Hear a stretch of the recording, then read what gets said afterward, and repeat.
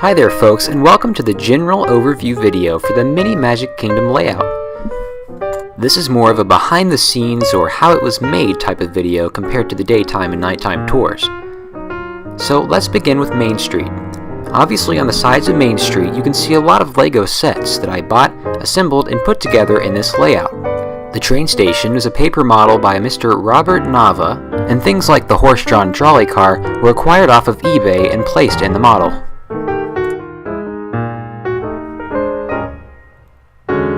As we move on over towards Adventureland, this is where I started to handcraft a lot of the stuff, because online you can't just buy a model of the Jungle Cruise or Pirates of the Caribbean, so I used whatever materials I had available to craft their likeness. And of course they're not supposed to be a one-to-one scale model of anything, it's more of a caricature, so abandoned cardboard and styrofoam was used, as well as old blocks and things of the like.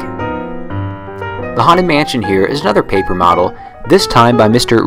Keim of HauntedDimensions.com. These two buildings, the Hall of Presidents and Liberty Tree Tavern, were hand-built by me.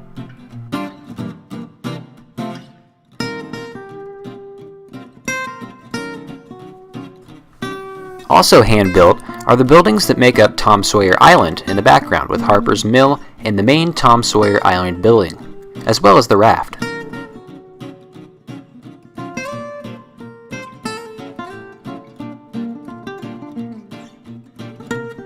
Over in Frontierland, I made both the Frontierland Shooting Exposition and the Golden Horseshoe out of old blocks and skewers.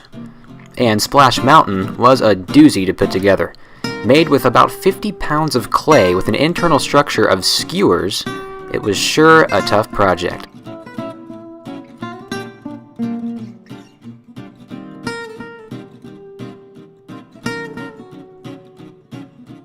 From here, you get a better view of the Golden Horseshoe, and you can see all of the different materials that went into building it, including styrofoam, kebab skewers, and craft sticks.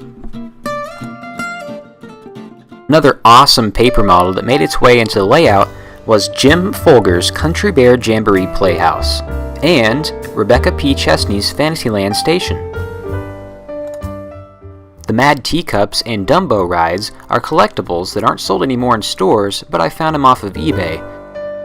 All of the buildings you see around the rides are actually made out of recycled styrofoam that I've just painted and etched out and drawn on to make it look like the facades of buildings.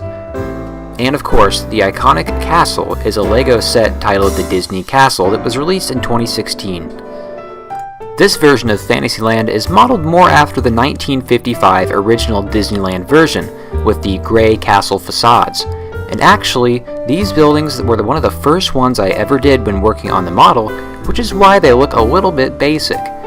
But I've kept them this way because I think it'll be fun to look back and see just how much I've improved over the course of this project and many others to come. Along this side of the layout, I reserved a space for some historical items, including a piece of Walt's Dreaming Tree from Marceline, Missouri, and an official conductor training guide on the Disneyland Railroad. Now in Tomorrowland, you see a lot of the same technique as Fantasyland when it comes to the buildings. The recycled styrofoam method was used here too, as these were some early buildings I did as well.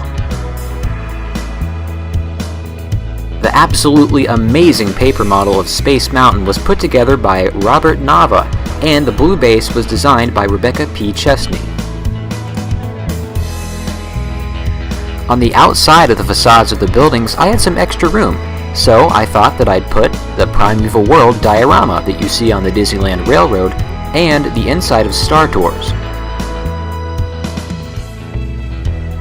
And all of those little black buttons that you may have been seeing, like this one right here on Star Tours, when you press it, it actually gives you about 2 minutes worth of real, actual ride audio.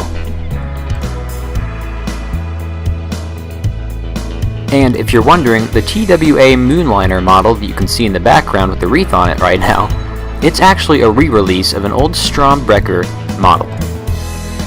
Well, there you have it. It's a little bit of a Cliff Notes version of the layout, but I've described some of the processes and things that I used to make it, and I thank you all for watching. But before you go, here's a shot of a steam around the park on the locomotive.